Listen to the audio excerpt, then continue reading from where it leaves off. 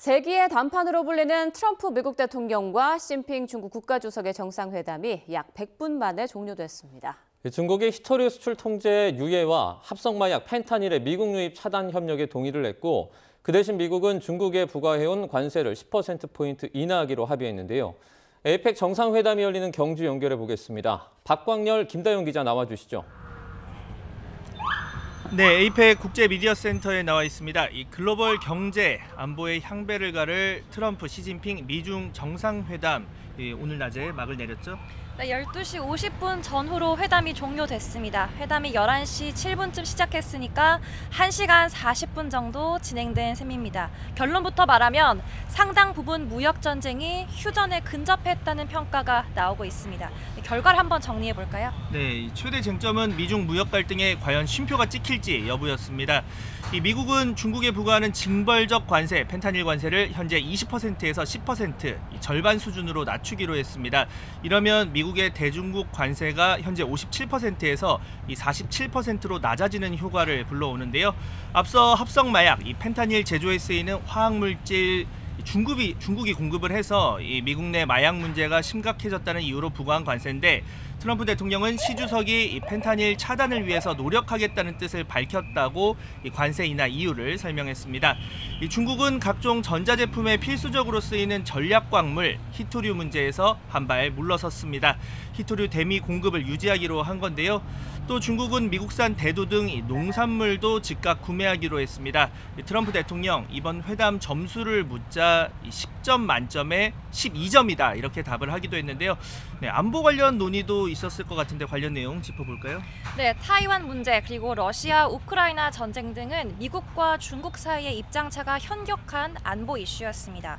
트럼프 대통령 기내 브리핑에서 시 주석과 우크라이나 전쟁 문제를 두고 협력하기로 했다라고 밝혔습니다.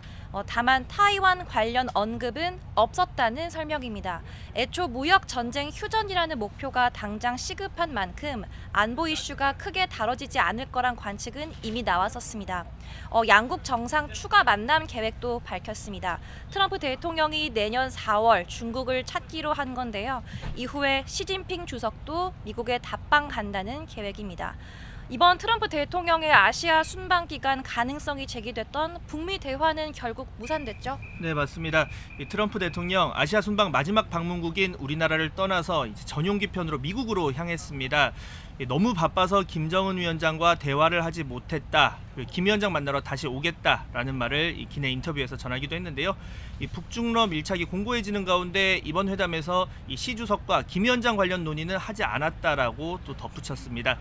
자, 트럼프 대통령은 이렇게 미국으로 향했고, 자, 시 주석은 지금 에이펙 정상회의 열리는 이곳 경주로 이제 향하고 있죠.